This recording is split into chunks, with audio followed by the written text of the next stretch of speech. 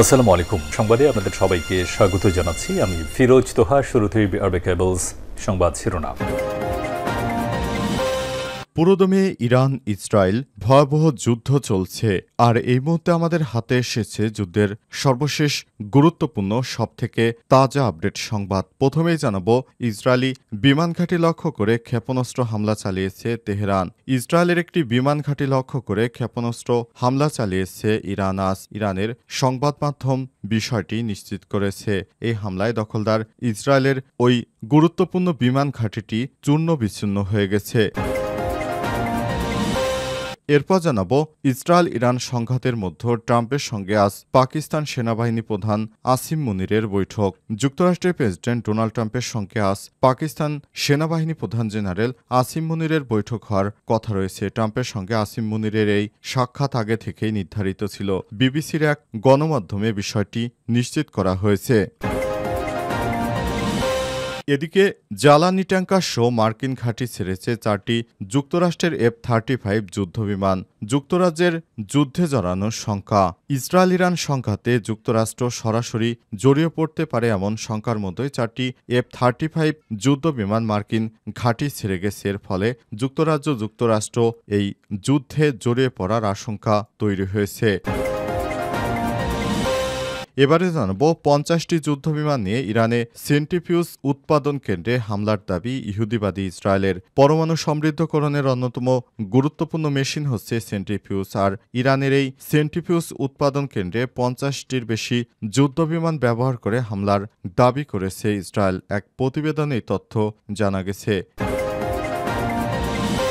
এবং সর্বশেষ জানাবো, আওয়ামী লীগের মিছিলে শিক্ষা ক্যাডারের কর্মকর্তারা 10 মাস পর টনক নড়ছে মন্ত্রণালয়ের। সরকারি চাকরি আইন লঙ্ঘন করে গেল বছর বৈষম্য বিরোধী ছাত্র আন্দোলনের বিরোধিতা করে সরাসরি আওয়ামী লীগের পক্ষে বিক্ষোভে অংশ নেয় বিভিন্ন পর্যায়ে 37 জন কর্মকর্তার বিরুদ্ধে আইনগত ব্যবস্থা নিচ্ছে মাধ্যমিক ও উচ্চ শিক্ষা অধিদপ্তর। প্রিয় দর্শক, এতক্ষণ শুনছিলেন সংবাদ শিরোনাম, এবারে বিস্তারিত।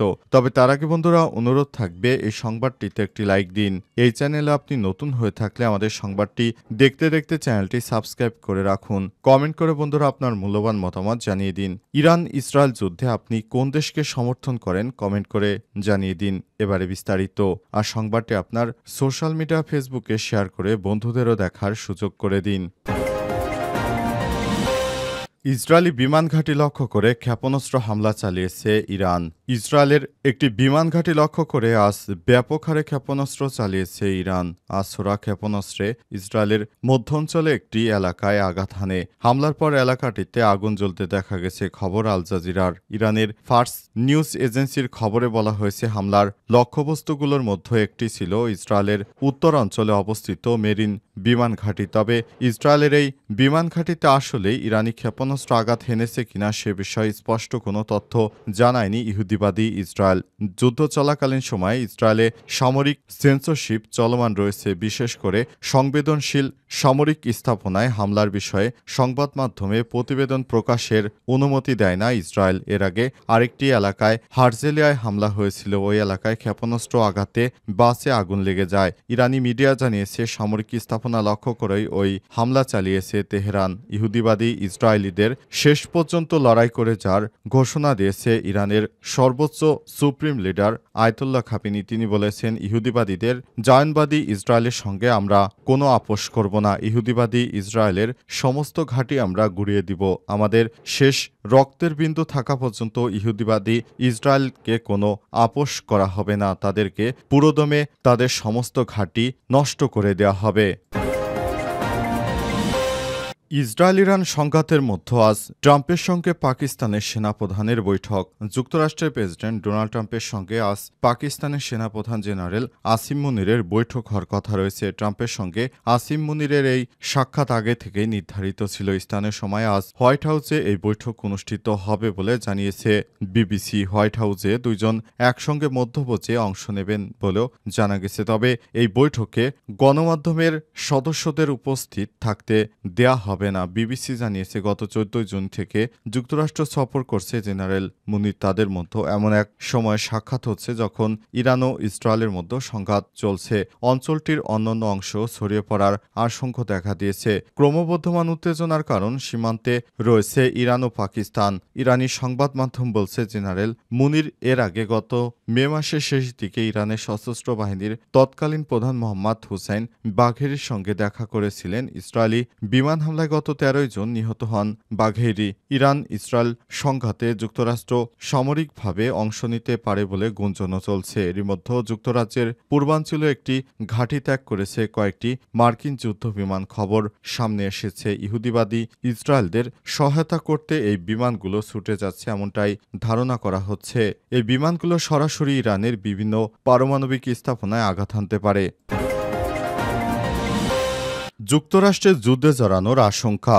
জ্বালানি ট্যাঙ্কার সহ মার্কিন ঘাঁটি ছেড়েছে ৪টি F-35 যুদ্ধবিমান। ইসরায়েল ইরান সংঘাতে যুক্তরাষ্ট্র সরাসরি জড়িয়ে পড়তে পারে বলে এমন আশঙ্কার মধ্যে ৪টি F-35 যুদ্ধবিমান মার্কিন ঘাঁটি ছেড়ে গেছে বলে জানা গেছে আজ ভোররাতে। পূর্ব ইংল্যান্ডের রয়্যাল এয়ারফোর্স লেকেনহিথ থেকে যুদ্ধবিমানগুলো উড়াল দেয়। ফলে ইরান ইসরায়েল যুদ্ধে যুক্তরাষ্ট্র জড়িয়ে পড়ার নতুন আশঙ্কা তৈরি হয়েছে।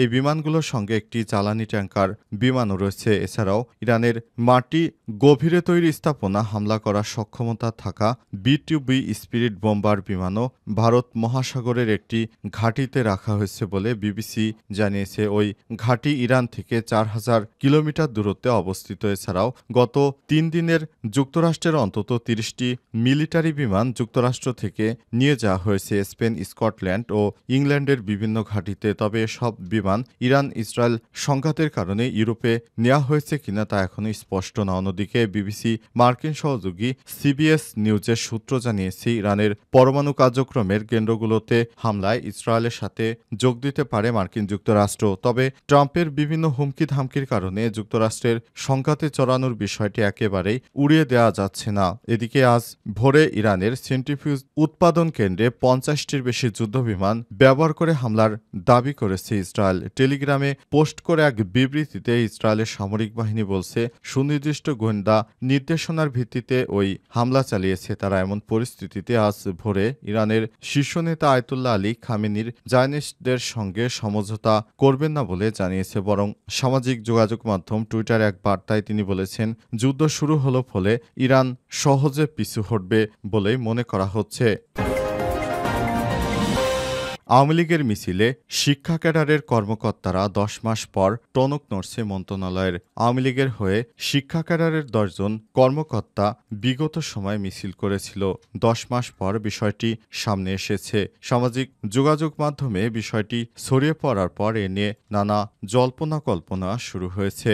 এ বিষয়ে গুরুত্বপূর্ণ সংবাদ জানাবো, সঙ্গেই থাকুন। তারা চাকরি করার সময় আওয়ামী লীগের হয়ে বিভিন্ন মিছিল মিটিং ও সমাবেশ করত। এরা সরকারি কর্মকর্তা থাকার পরও তারা আওয়ামী লীগের বিভিন্ন সুযোগ সুবিধা নেওয়ার পাশাপাশি তারা আওয়ামী লীগের হয়ে বিগত সময়ে অনেক অপকর্মের সঙ্গে যুক্ত ছিল। তাদের বিরুদ্ধে এবার অ্যাকশনে যেতে শুরু করেছে অধ্যাপক ডক্টর ইউনূসের অন্তর্বর্তীকালীন সরকার। এসব আমলারাই বর্তমানে বিভিন্ন মন্ত্রণালয়ের ভিতরে তারা নানারূপ কর্মকাণ্ড তৈরি করে সেগুলোকে বাংলাদেশকে অস্থিতিশীল করার নানা ষড়যন্ত্র করছে। তাদের বিরুদ্ধে এবার অ্যাকশনে যেতে শুরু করেছে অধ্যাপক ডক্টর ইউনূস সরকার। এদেরকে ধরে ধরে তারপর চাকরি থেকে অব্যাহতি দেওয়া হচ্ছে। এরই ধারাবাহিকতায় এবার ফেঁসে যাচ্ছে অনেক আমলারা। বিগত সরকারের সময়ে যারা শেখ হাসিনার অবৈধ নানারকম কর্মকাণ্ড যারা পরিচালিত করত তারাই এবার বিভিন্ন মন্ত্রণালয়ে সমস্যা তৈরি করছে। তাদেরকে চিহ্নিত করা হচ্ছে এবং তাদেরকে খুব শীঘ্রই গ্রেপ্তার করে আইনের আওতায় নিয়ে আসা হবে। তারা ভবিষ্যতে যেন কোনো সরকারের এরকম তোষামতগিরি করতে না পারে সেজন্য অনেক জটিল জটিল পদক্ষেপ গ্রহণ করছে অন্তর্বর্তীকালীন সরকারের প্রধান উপদেষ্টা প্রফেসর ডক্টর মোহাম্মদ ইউনূসের সরকার। তাই এই তালিকায় নতুন নতুন আরও আমলাদের নাম যুক্ত হওয়ার সম্ভাবনা তৈরি হয়েছে।